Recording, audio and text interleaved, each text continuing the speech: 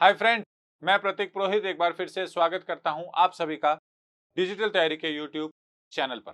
तो फ्रेंड्स, हमारी मनोहर Pandey book series को आगे बढ़ाते हुए भारतीय राज्य व्यवस्था दैट इज इंडियन पॉलिटी के चैप्टर नंबर 8 संघीय कार्यपालिका यानी कि यूनियन एग्जीक्यूटिव के क्वेश्चन नंबर 90 तक हमने लास्ट वीडियो में सॉल्व किए थे। तो अब क्वेश्चन नंबर 91 से क्वेश्चन नंबर 117 जो कि लास्ट क्वेश्चन है इस चैप्टर का, आइए उन्हें कवर करते हैं। तो चलते हैं फर्स्ट क्वेश्चन की तरफ। किस प्रधानमंत्री के कार्यकाल के दौरान भारत के संविधान में 9वीं अनुसूची को पुनः स्थापित किया गया था? कौन सा वो प्राइम मिनिस्टर है जिसके समय इंडिया में 9th शेड्यूल 9वीं अनुसूची को पुनः स्थापित किया गया था? ऑप्शंस देखें। Option first Pandit Jawaharlal Nehru, option second Lal Bahadur Shastri, option third Indira Gandhi या फिर मोरारजी देसाई। तो जो 9वीं अनुसूची है, जो 9th शेड्यूल है, वो किसके समय? पंडित जवाहरलाल नेहरू के समय उसको क्या किया गया? पुनः स्थापित किया गया, रीस्टैब्लिश किया गया। भारतीय संविधान में टोटल 12 अनुसूचियां हैं, 12 शेड्यूल्स है, ध्यान रखें, जिसमें से 9वीं अनुसूची 9th शेड्यूल वो है जिसके अंतर्गत यदि किसी कानून को डाल दिया जाए तो वो जुडिशियरी से यानी कि न्यायपालिका के पुनर्वलोकन की शक्ति से ऊपर उठ जाता है, जुडिशियल रिव्यू की पावर से ऊपर उठ जाता है। मगर case one and Bharati case के बाद इस प्रावधान को भी खत्म कर दिया गया। तो सही answer option first Pandit Jawaharlal. Next देखें, यहाँ पे प्राइम मिनिस्टर से नाम दे रखे हैं प्रधानमंत्री और यहाँ पे कार्यकाल दे रखा है, हमें मैच करना है कौन से व्यक्ति किस समय हमारे प्रधानमंत्री के पद पर थे। देवेगौड़ा, चंद्रशेखर, अटल बिहारी वाजपेयी और वीपी सिंह। तो देखें, देवेगौड़ा साहब हमारे प्राइम मिनिस्टर थे 96 97, राइट। चंद्रशेखर हमारे प्राइम मिनिस्टर थे 1990 1991 में, अटल बिहारी वाजपेयी 1999 से 2004 में और वीपी सिंह थे 89 से 90 में। सो ए के आगे आएगा 4, बी के आगे आएगा 3, सी के आगे आएगा 1 और डी के आगे आएगा 2। 4312, 4312 का ऑप्शन फर्स्ट बिल्कुल इसका सही आंसर है। चलते हैं नेक्स्ट क्वेश्चन की ओर। भारत के प्रधानमंत्रियों का निम्नलिखित में से सही कालानुक्रम है। हमें जो प्राइम मिनिस्टर्स दे रखे हैं इनको सही क्रोनोलॉजी में यानी कि पहले कौन पीएम बने, सबसे पहले उनके बाद कौन बना, उस क्रम में इनको जमाना है। ऑप्शंस हैं श्रीमती इंदिरा गांधी, श्री जवाहरलाल नेहरू, श्री मोरारजी देसाई और श्री चौधरी चरण सिंह। तो देखें, इन सभी में से जो सबसे पहले प्रधानमंत्री बने वो है नेहरू जी। नेहरू जी के बाद इन दिए गए ऑप्शंस में से सेकंड नंबर पे आएंगी श्रीमती इंदिरा गांधी, थर्ड पे आएंगे श्री मोरारजी देसाई और फोर्थ नंबर पे आएंगे चौधरी चरण सिंह। तो सही क्रम इनका इस प्रकार है। पंडित जवाहरलाल नेहरू सबसे पहले यानी कि 2 सबसे पहले, फिर 1, देन 3 एंड देन 4। 2 1 3 4 जो कि ऑप्शन सी बिल्कुल सही आंसर है। नेक्स्ट क्वेश्चन देखें। कथन और कारण है, असर्जन और रीजन है। कथन है, किसी व्यक्ति को उप प्रधानमंत्री कहना केवल राजनीतिक निर्णय है। कारण है, वह उसे प्रधानमंत्री का कोई अधिकार प्रदान नहीं करता। उप प्रधानमंत्री मतलब क्या होता है? Deputy prime minister. आप अगर किसी इंसान को उप प्रधानमंत्री के पद पर नियुक्त करते हैं, डेप्यूटी पीएम बनाते हैं, तो केवल एक राजनीतिक यानी कि पॉलिटिकल डिसीजन है। बिल्कुल सही दे रखा है, कुछ भी गलत नहीं है इसमें। यह संवैधानिक पद नहीं है, कॉन्स्टिट्यूशनल पोस्ट नहीं है, यह एक पॉलिटिकल पोस्ट है। कारण दे रखा है, वह उसे प्रधानमंत्री का कोई अधिकार प्रदान नहीं करता। ये स्टेटमेंट बिल्कुल सेम, अगर ये कारण इसकी व्याख्या नहीं कर रहा है, ध्यान रहे, तो ए भी सही है, आर भी सही है, परंतु आर ए को सही तरीके से स्पष्ट नहीं करता है। ऐसा ऑप्शन कौन सा है? ऑप्शन बी है। ए और आर दोनों सत्य है, परंतु आर ए का सही स्पष्टीकरण नहीं करता है। इसका सही स्पष्टीकरण क्या होगा? इसका सही स्पष्टीकरण होगा, किसी व्यक्ति को उप प्रधानमंत्री कहना केवल राजनीतिक निर्णय है और इसका कारण होगा उप प्रधानमंत्री कोई संवैधानिक पद नहीं है, कॉन्स्टिट्यूशनल पोस्ट नहीं। चलते हैं नेक्स्ट क्वेश्चन की ओर। भारत में केंद्रीय मंत्रिपरिषद की बैठक की अध्यक्षता करते हैं। जो केंद्रीय मंत्रिपरिषद है, मंत्रिपरिषद को इंग्लिश में कहा जाता है काउंसिल ऑफ मिनिस्टर, उनकी जो बैठक होती है उसकी अध्यक्षता कौन करता है? राष्ट्रपति, उपराष्ट्रपति, प्रधानमंत्री या फिर मंत्रिपरिषद के सदस्य बारी बारी। तो जो केंद्रीय मंत्रिपरिषद है, जो सेंट्रल काउंसिल ऑफ मिनिस्टर है, उसकी सभी बैठकों की अध्यक्षता प्रधानमंत्री करते हैं, प्राइम मिनिस्टर करते हैं। प्राइम मिनिस्टर ही केंद्रीय मंत्रिपरिषद के क्या होते हैं? अध्यक्ष होते हैं, हेड होते हैं। और केंद्रीय मंत्रिपरिषद किसे कहा जाता है? सेंट्रल गवर्नमेंट में, केंद्रीय सरकार में प्रधानमंत्री और जितने भी मंत्री हैं केंद्र में, उन सबको मिला के मंत्रिपरिषद कहा जाता है, काउंसिल ऑफ मिनिस्टर कहा जाता है। और उनका हेड या मुखिया कौन होता है? प्रधानमंत्री होता है। नेक्स्ट, कोई व्यक्ति संसद के किसी भी सदन का सदस्य हुए बिना केंद्र में कितनी अवधि तक मंत्री रह सकता है? कोई भी व्यक्ति है, वो मान लीजिए संसद के किसी भी सदन का सदस्य नहीं है। संसद में दो सदन होते हैं, एक होता है लोकसभा और एक होता है राज्यसभा। कोई व्यक्ति ना लोकसभा का मेंबर है ना राज्यसभा का मेंबर है और उसे मंत्री बना दिया गया, बिल्कुल बनाया जा सकता है। कितने समय तक वो बिना किसी भी सदन का सदस्य रहे मिनिस्टर या मंत्री के पद पर बना रह सकता है? क्वेश्चन है। 3 महीने, 6 महीने, 1 वर्ष और जब तक प्रधानमंत्री चाहे। तो इसका सही आंसर होगा 6 महीने। 6 महीने तक कोई भी व्यक्ति बिना किसी सदन का सदस्य बने मंत्री पद पर रह सकता है, परंतु 6 महीने के अंदर अंदर अपनी नियुक्ति से, अपने अपॉइंटमेंट से 6 महीने के अंदर अंदर उसे लोकसभा या राज्यसभा का सदस्य बनना अनिवार्य है, जरूरी है। यदि वह ऐसा करने में असफल रहता है तो फिर उसे मंत्री पद से इस्तीफा देना पड़ता। तो कितना टाइम है? 6 मंथ्स। नेक्स्ट देखें, संघीय मंत्रिपरिषद के मंत्री उत्तरदायी होते हैं, यानी कि जो मंत्रिपरिषद है केंद्र का, केंद्र या संघीय एक ही चीज है, काउंसिल ऑफ मिनिस्टर, वो किसके प्रति उत्तरदायी हैं, किसके प्रति रेस्पॉन्सिबल हैं? प्रधानमंत्री के, राष्ट्रपति के, संसद के या फिर केवल लोकसभा के? तो हमेशा ध्यान रहे, भारत में जो संसदीय प्रणाली चलती है, जो पार्लियामेंट्री सिस्टम चलता है, उसमें जो मंत्री परिषद है वो केवल और केवल लोकसभा के प्रति उत्तरदायी है, ओनली टुवर्ड्स द लोकसभा। यह संविधान के अनुच्छेद 74 और 75 में लिखा हुआ है, आर्टिकल 74, 75। भारत में सरकार उसी की बनती है जिसके पास लोकसभा में बहुमत हो। यदि लोकसभा में किसी सरकार के खिलाफ अविश्वास प्रस्ताव पारित हो जाए, नो कॉन्फिडेंस मोशन पास हो जाए, अविश्वास प्रस्ताव को कहा जाता है नो कॉन्फिडेंस मोशन, अगर यह पास हो जाए तो सरकार गिर जाती है, प्रधानमंत्री को इस्तीफा देना पड़ता है। तो केवल मंत्रिपरिषद किसके प्रति उत्तरदायी है?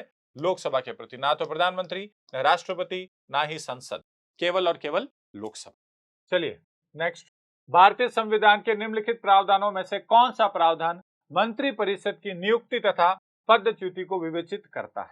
यानी कि कौन सा हमारे कॉन्स्टिट्यूशन का ऐसा आर्टिकल है, ऐसा प्रोविजन है जिसके तहत मंत्रिपरिषद की नियुक्ति और उनको अपने पद से हटाना, ये मेंशन है, इसका उल्लेख किया गया है। ऑप्शंस देखें, अनुच्छेद 70, 72, 74 या फिर 75। तो आर्टिकल 75, 75 जो है उसके तहत ये सारा प्रावधान है। मंत्रिपरिषद की नियुक्ति राष्ट्रपति द्वारा की जाएगी प्रधानमंत्री के कहने पर, और मंत्रिपरिषद के जो भी सदस्य हैं, प्रधानमंत्री अगर बोल दे तो उनको अपने पद से हटाया जाए। ये कौन से अनुच्छेद में? अनुच्छेद 75। नेक्स्ट, मंत्रिमंडल का गठन कौन करता है? मंत्रिमंडल का मतलब क्या होता है? मंत्रिमंडल का मतलब होता है कैबिनेट।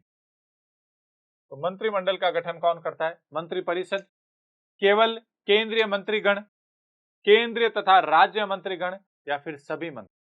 तो मंत्रिमंडल जो है उसका गठन करते हैं केवल केंद्रीय मंत्रीगण। केंद्र में जितने भी मिनिस्टर्स हैं उनमें से ही कुछ इंपॉर्टेंट मिनिस्टर्स मिलके क्या बनाएंगे? मंत्रिमंडल। चलते हैं नेक्स्ट क्वेश्चन की ओर। मंत्रिपरिषद के वित्तीय कार्यों में शामिल है, वित्तीय कार्य का मतलब होता है फाइनेंशियल वर्क्स। मंत्रिपरिषद यानी कि काउंसिल ऑफ मिनिस्टर, केंद्र के सभी मंत्री, उनके वित्तीय कार्यों में निम्नलिखित में से कौन सा शामिल है? ऑप्शंस देखें। पहला है बजट तैयार कर संसद में पेश करना, भारत के आकस्मिक निधि से व्यय किए जाने वाले व्यय को नियंत्रित करना, कोई विधेयक धन विधेयक है अथवा नहीं यह प्रमाणित करना, या फिर समय समय पर वित्त आयोग की नियुक्ति करना। तो देखें, समय समय पर वित्त आयोग की जो नियुक्ति है ये करता है राष्ट्रपति, और कितने समय में करता है? 5 वर्ष, 5 ईयर्स, हर 5 वर्ष में राष्ट्रपति वित्त आयोग की नियुक्ति करता है। कौन से अनुच्छेद के तहत? अनुच्छेद 280 के तहत, आर्टिकल 2A। कोई विधेयक धन विधेयक है या नहीं यह कौन प्रमाणित करता है? तो इसका सर्टिफिकेट देगा लोकसभा स्पीकर, यानी कि लोकसभा के जो अध्यक्ष हैं वो ये प्रमाणित करते हैं कि कोई भी विधेयक धन विधेयक है या नहीं, मनी बिल है या नहीं। और धन विधेयक कौन से अनुच्छेद में है? यह है अनुच्छेद आर्टिकल 110, 110। भारत के आकस्मिक निधि से व्यय किए जाने व्यय को नियंत्रित करना, आकस्मिक निधि यानी कि कॉन्टिजेंसी फंड, इस व्यय को कौन नियंत्रित करता है? इस व्यय को नियंत्रित करते हैं राष्ट्रपति, भारत के राष्ट्रपति यानी कि प्रेसिडेंट, और इनके बिहाफ पे भारत के जो वित्त सचिव है, फाइनेंस सेक्रेटरी हैं, वो इसको कंट्रोल करते हैं। तो मंत्री परिषद का वित्तीय कार्य ऑप्शन फर्स्ट है, बजट तैयार करना और संसद में पेश करना। जो बजट है उसको तैयार करने का काम किसका है? मंत्री परिषद का है। बाकी इनमें से कोई भी काम मंत्री परिषद का। नेक्स्ट देखें, लाभ के पद का निर्णय कौन करेगा? जो लाभ का पद है, ऑफिस ऑफ प्रॉफिट जिसे इंग्लिश में कहा जाता है, कोई पद लाभ का है या नहीं, इसका डिसीजन कौन लेगा? ऑप्शंस देखें, राष्ट्रपति और राज्यपाल, संघीय संसद, उच्चतम न्यायालय, या फिर संघ लोक सेवा आयोग जिसे आप लोग यूपीएससी कहते हैं। तो देखिए, लाभ का पद ऐसे पद को कहा जाता है जिस पर यदि कोई व्यक्ति है तो उसे सरकार की तरफ से किसी ना किसी तरह का लाभ यानी कि प्रॉफिट मिल रहा हो, चाहे सरकारी बंगला मिल रहा हो, गाड़ी मिल रही हो, सरकार से सैलरी यानी कि तनख्वाह मिल रही हो, या फिर सरकार से नौकर चाकर या अन्य किसी तरीके की सुविधा मिल, ऐसे पदों को लाभ का पद कहा जाता है। और कोई पद लाभ का पद है यानी इसका डिसीजन कौन लेगा? तो इसका डिसीजन लेगा संघीय संसद, जो हमारी यूनियन पार्लियामेंट है, उसके तहत निर्णय लिया जाता है कि कोई पद लाभ के पद में शामिल होगा या। नेक्स्ट देखें, निम्नलिखित कथनों में से उस एक को चुनिए जो मंत्रिमंडल स्वरूप की सरकार के अंतर्निहित सिद्धांत को अभिव्यक्त करता है।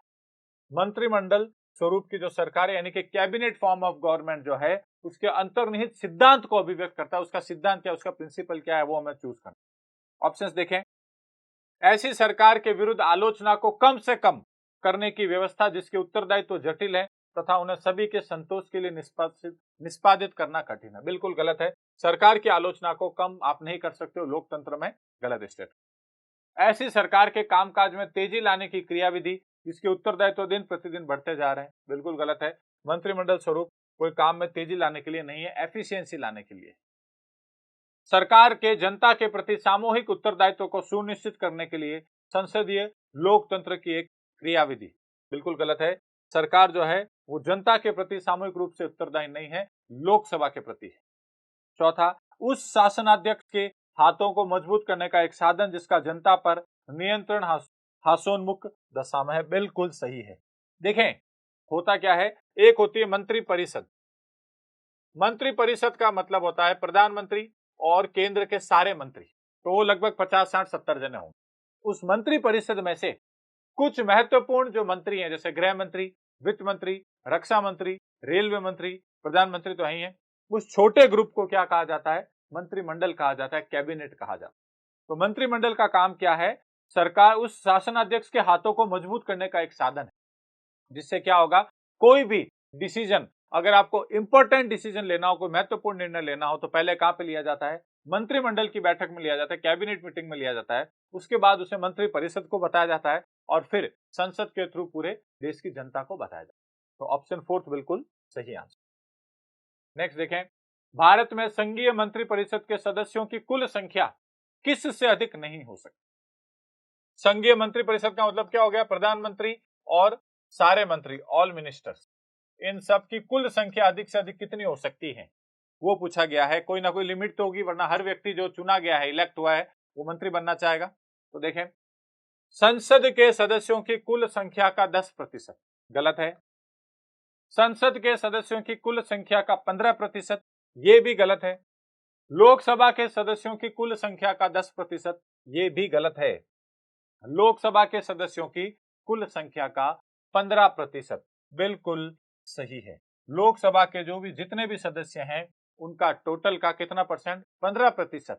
ज्यादा से ज्यादा केंद्र सरकार में इतने ही मंत्री हो सकते हैं प्रधानमंत्री को मिला। जैसे भारत की लोकसभा में अगर 543 सीटें हैं तो इसका 15% जो होगा यानी कि लगभग 81, तो सेंटर में अधिकतम केंद्र सरकार में कितने मंत्री हो सकते हैं? 81 मिनिस्टर्स हो सकते हैं, 81 मंत्री हो सकते हैं आज की तारीख। तो ऑप्शन फोर्थ बिल्कुल सही आंसर। नेक्स्ट, भारत में स्वतंत्रता के पश्चात प्रथम मंत्रिमंडल का विधि मंत्री कौन था?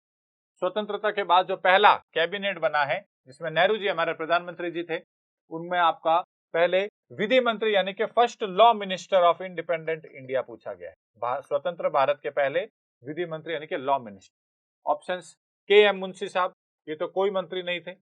एस पी मुखर्जी साहब, ये उद्योग मंत्री थे यानी कि industries minister. B R Ambedkar ji, ये आपके विधि मंत्री थे, लॉ मिनिस्टर। और बलदेव सिंह, ये हमारे रक्षा मंत्री थे, डिफेंस। तो विधि मंत्री कौन थे? ऑप्शन सी भीमराव जी अंबेडकर, बिल्कुल सही आंसर। नेक्स्ट, संघीय मंत्रिमंडल का पुनर्गठन किसकी रिपोर्ट पर आधारित था? जो सेंटर का कैबिनेट है, जो मंत्रिमंडल है, उसको रीऑर्गेनाइज किया गया, उसका पुनर्गठन किया गया, वो किसकी रिपोर्ट पर आधारित था, ये पूछा गया है। गोपाल स्वामी अयंगर, के एम मुंशी, टी कृष्णामाचारी या फिर बी सी रॉय। तो जो मंत्रिमंडल का पुनर्गठन हुआ है, जो रीऑर्गेनाइजेशन हुआ है, वो है गोपाल स्वामी अयंगर जी की रिपोर्ट पर आधारित।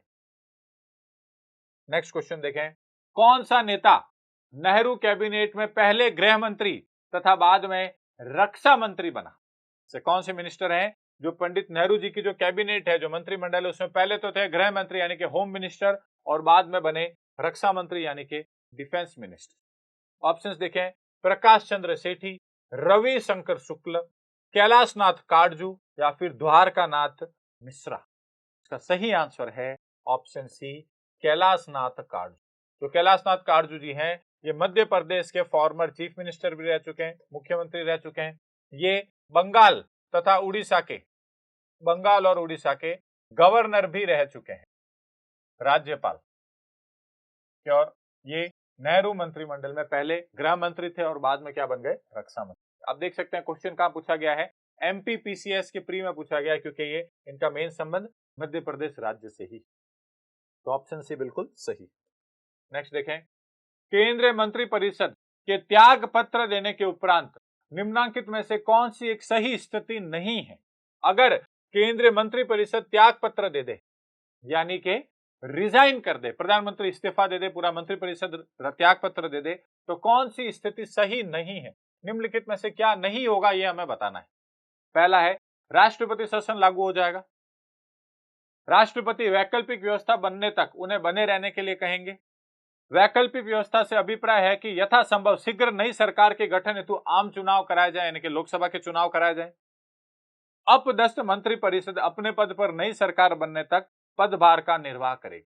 हमसे पूछा गया कौन सी सही स्थिति नहीं है, तो स्थिति बी बिल्कुल सही है, सी भी सही है, डी भी सही है, मगर राष्ट्रपति शासन लागू हो जाएगा ये बिल्कुल गलत है। तो ऑप्शन फर्स्ट इसका सही आंसर हो जाएगा। राष्ट्रपति शासन लागू नहीं होता है, राष्ट्रपति शासन राज्यों में लागू होता है, स्टेट्स में लागू होता है। यहाँ पे क्वेश्चन केंद्रीय मंत्रिपरिषद का पूछा गया है, तो वहां पर राष्ट्रपति शासन लागू। नेक्स्ट देखें, संघीय मंत्रिमंडल के संबंध में निम्नलिखित में से कौन सा कथन सही नहीं है? रॉन्ग स्टेटमेंट चूज करना है हमें। देखें, संविधान में एक संसदीय प्रणाली की सरकार का प्रावधान है, बिल्कुल सही है ये स्टेटमेंट। तो हमारे यहाँ पे संसदीय प्रणाली, पार्लियामेंट्री सिस्टम का ही प्रावधान है। संसद का सर्वप्रमुख कार्य मंत्रिमंडल का प्रावधान करना, बिल्कुल सही है। संसद क्या करता है? मंत्रिमंडल यानी कि कैबिनेट का प्रावधान करता है। मंत्रिमंडल की सदस्यता निम्न सदन तक सीमित। निम्न सदन का मतलब होता है लोकसभा। लोकसभा को निम्न सदन या फिर लोअर हाउस कहा जाता है तथा राज्यसभा को उच्च सदन या फिर अपर हाउस कहा जाता है। तो मंत्रिमंडल की सदस्यता निम्न सदन तक सीमित है, गलत स्टेटमेंट है। आप लोकसभा, राज्यसभा कहीं से भी मंत्रिमंडल के सदस्यों को ला सकते हो, हमें गलत स्टेटमेंट ही चूज करना था, तो ये बिल्कुल गलत है। चौथा, मंत्रिमंडल को लोकप्रिय सदन में बहुमत का विश्वास प्राप्त रहना चाहिए। लोकप्रिय सदन का मतलब भी होता है लोकसभा यानी कि पॉपुलर हाउस, ये सही स्टेटमेंट है। तो गलत स्टेटमेंट ऑप्शन सी है। नेक्स्ट, निम्नलिखित में से क्या सत्य नहीं है? हमें वापस रॉन्ग स्टेटमेंट को चूज करना है। ऑप्शंस, राष्ट्रपति या राज्यपाल को शासकीय कार्यों के लिए विधिक कार्यवाही से उन्मुक्ति है। कोई न्यायालय राज्यपाल को किसी कर्तव्य पालन हेतु विवश नहीं कर सकता।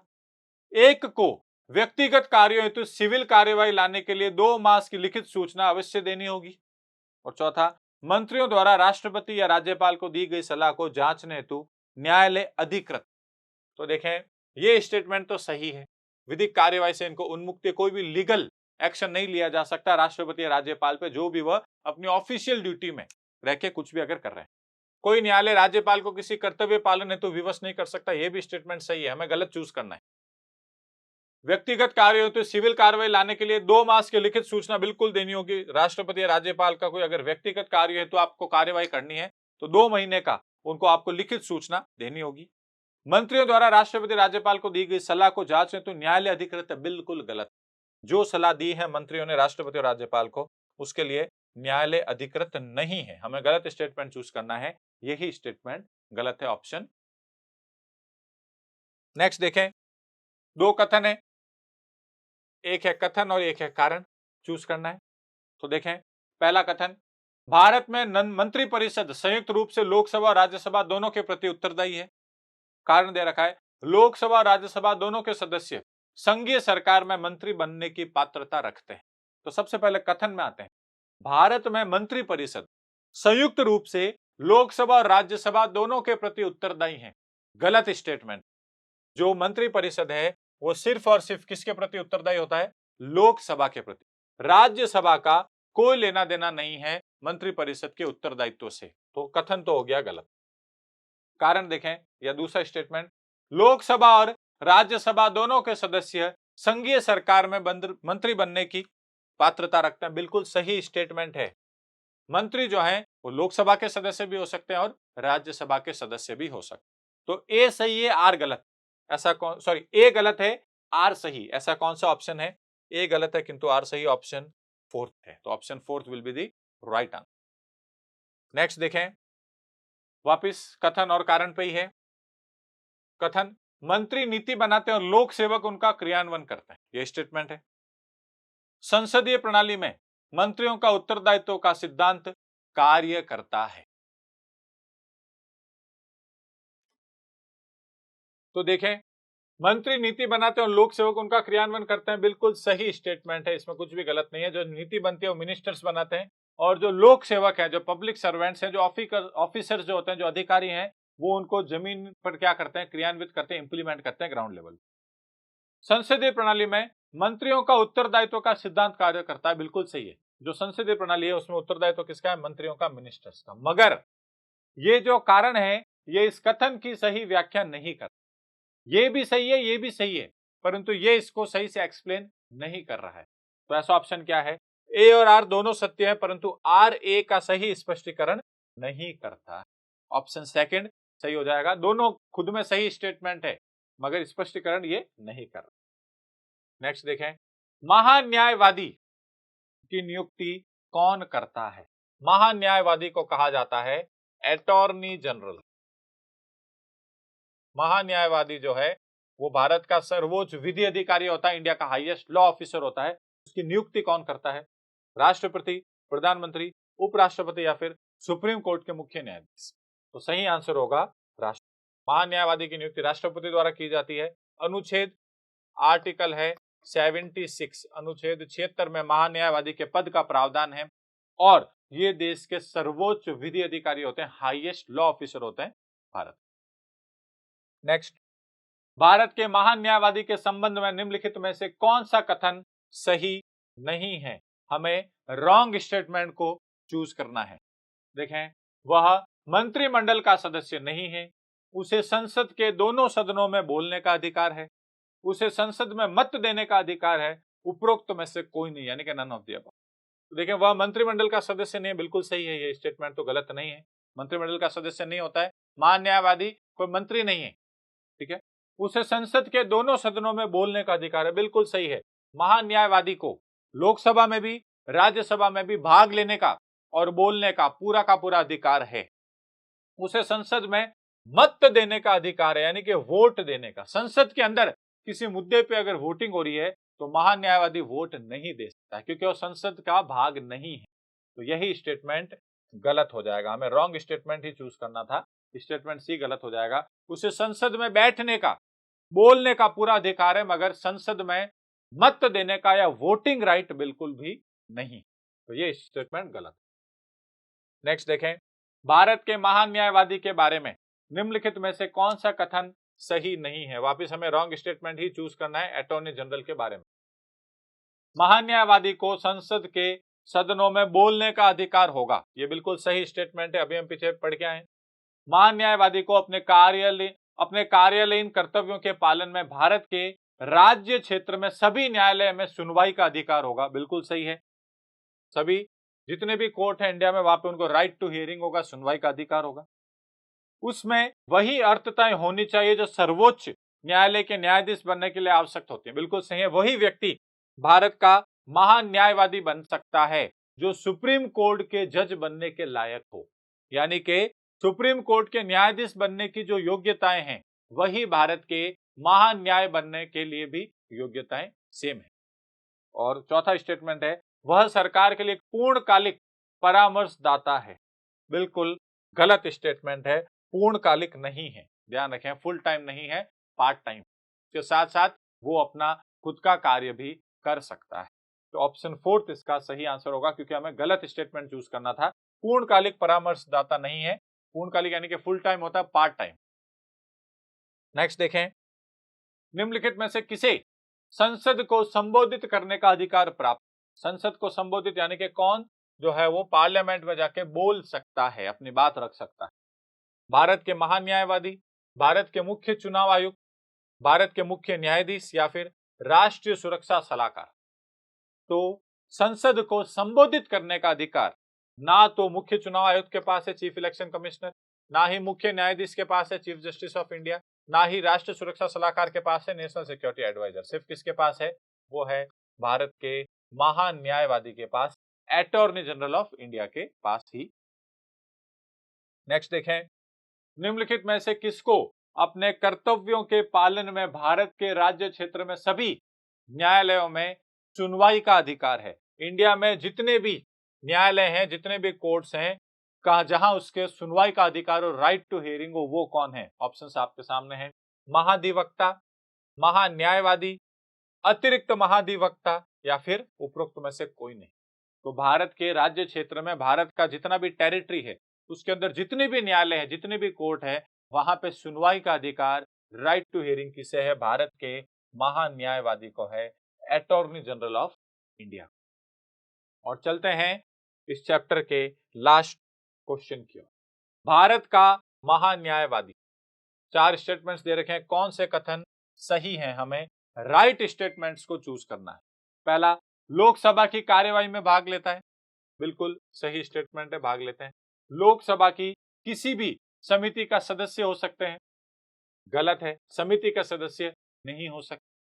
लोकसभा में बहस में हिस्सा लेते हैं। बिल्कुल सही है, लोकसभा में अगर किसी मुद्दे पर बहस हो रही होगी तो पार्टिसिपेट करेंगे।